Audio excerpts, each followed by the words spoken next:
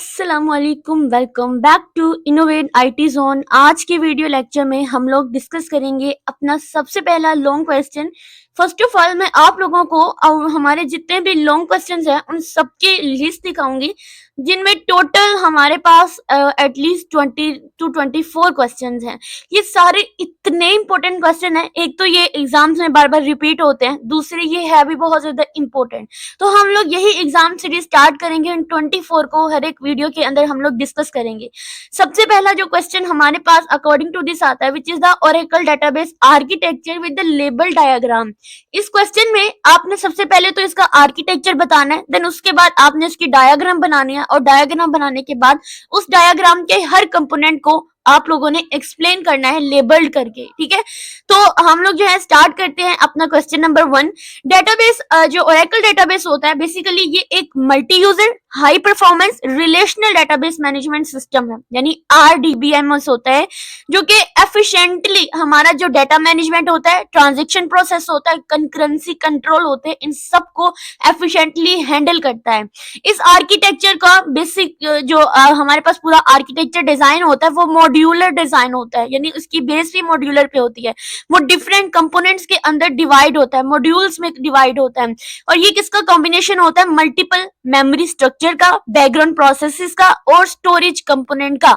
ये आप लोगों ने ऐसे याद करना है। अब इसके आर्किटेक्चर को हम लोग 3 इंपॉर्टेंट मेजर कंपोनेंट्स के अंदर डिवाइड करते हैं, जिनमें सबसे पहला आता है हमारा मेमोरी स्ट्रक्चर, और मेमोरी स्ट्रक्चर के अंदर फर्दर जो सब कंपोनेंट्स आते हैं विच is the SGA and PGA। ठीक है, उसके बाद बैकग्राउंड प्रोसेसेस आते हैं, जितने भी हमारे ऑटोमेटिकली बैकग्राउंड प्रोसेसेस होते हैं उनको रन करने का जो प्रोसेस होता है वो हमारा बैकग्राउंड प्रोसेस होता है।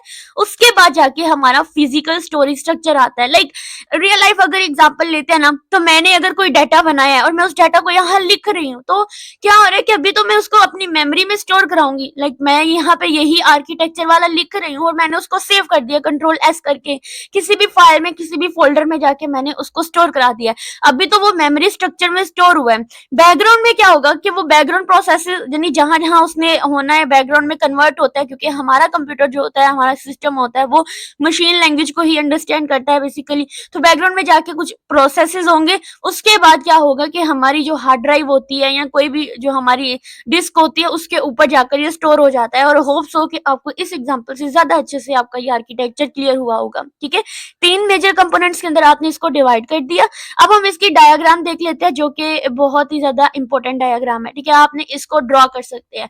पहला कंपोनेंट होता है मेमोरी स्ट्रक्चर, और ये जो आपको ये नजर आ रहा है ये आपका मेमोरी स्ट्रक्चर होता है। इसके अंदर कौन कौन से कंपोनेंट थे? हमारे PGA था, हमारा SGA था। SGA यानी सिस्टम ग्लोबल एरिया, और PGA का मतलब होता है हमारा प्रोग्राम ग्लोबल एरिया। ठीक है, तो यहाँ पर देखिए हमारे SGA के अंदर जो है वो फर्दर चीजें आ रही हैं, फर्दर कंपोनेंट्स आएंगे, जिनमें हमारे पास डिफरेंट पोल्स आते हैं।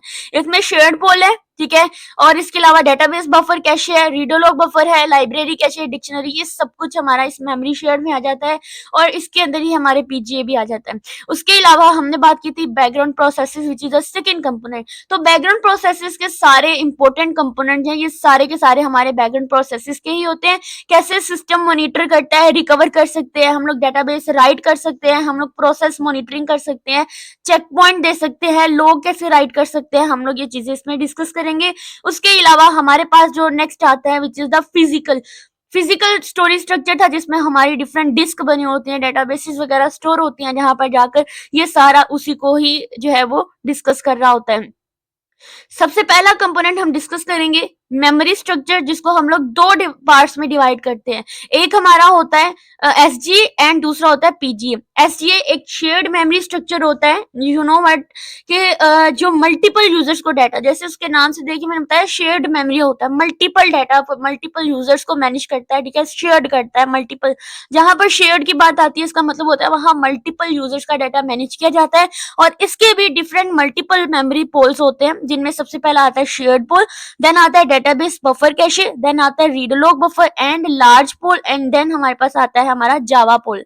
अगर हम बात करते हैं शेयर्ड पोल की, तो इसमें क्या होता है, हम जो भी क्वेरी एग्जीक्यूट करते हैं, हम लोग अपने एसक्यूएल की कोई भी क्वेरी एग्जीक्यूट करते हैं, तो ये सारी जो होती हैं, अगर तो वो पहले से स्टोर है तो क्या होगा, शेयर्ड पोल क्या करेगा, उसकी एग्जीक्यूशन को फास्ट कर देगा।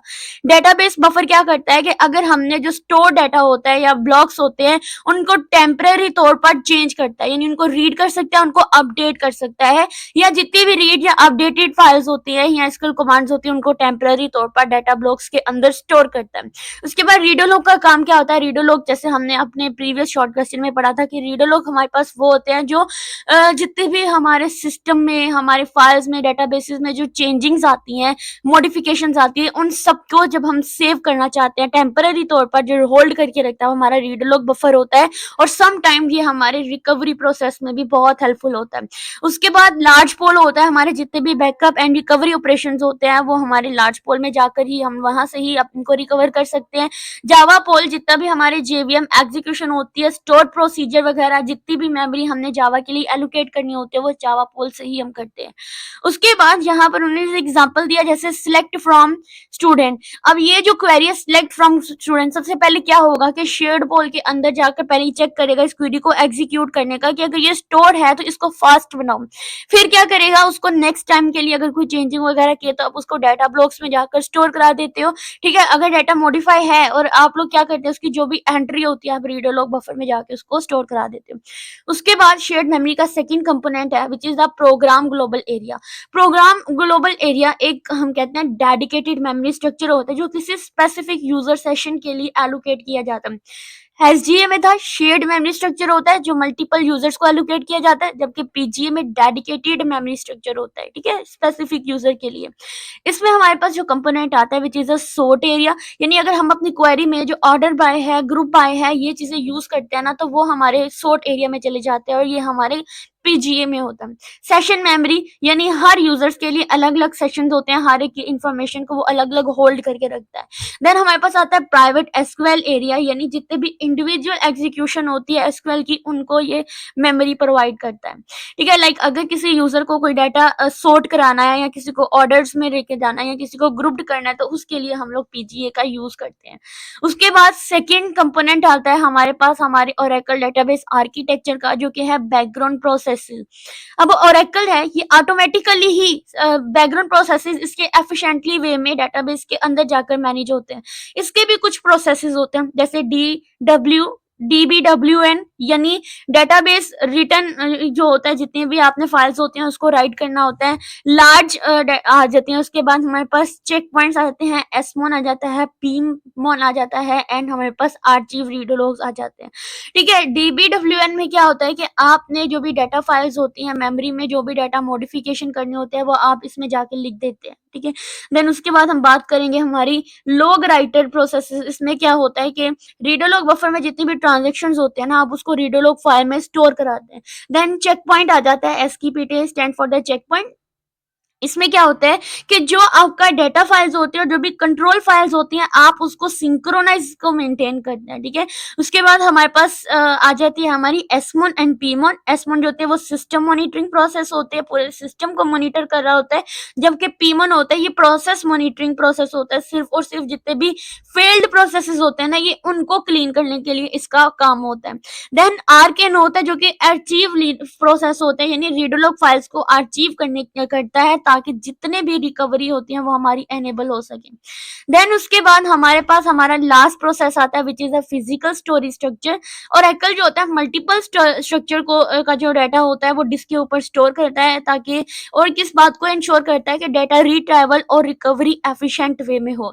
इसके भी कुछ कंपोनेंट्स होते हैं जिनमें डाटा फाइल्स आती है, यानी जो एक्चुअल डाटा होता है टेबल्स का या इंडेक्सेस का, ये उसको स्टोर करता है। रीडोलॉग फाइल आती है, कोई भी अगर ट्रांजैक्शन लॉग्स होते हैं उनकी रिकवरी को एनेबल करता है। कंट्रोल फाइल को यानी अगर आपका मेटा डाटा है या आपका फिजिकल स्ट्रक्चर जो डेटाबेस का होता है उसको ये ट्रैक करता है। ठीक है, तो ये था हमारे पास हमारा आर्किटेक्चर। यहाँ नीचे इसकी एक एग्जांपल गिवन है, आप चाहे तो एग्जांपल भी दे सकते हैं। ये था हमारे पास हमारा आर्किटेक्चर ओरेकल डेटाबेस का, और ये इतना इम्पोर्टेंट है कि आप लोग इसको करें, लाजमी करें। इसकी डायग्राम को भी आपने अच्छी से ड्रॉ करना है। इसके 3 कंपोनेंट्स को आपको जरूर से याद रखना होगा। ठीक है, तो हम मिलते हैं नेक्स्ट क्वेश्चन के साथ नेक्स्ट वीडियो के अंदर। Thank you.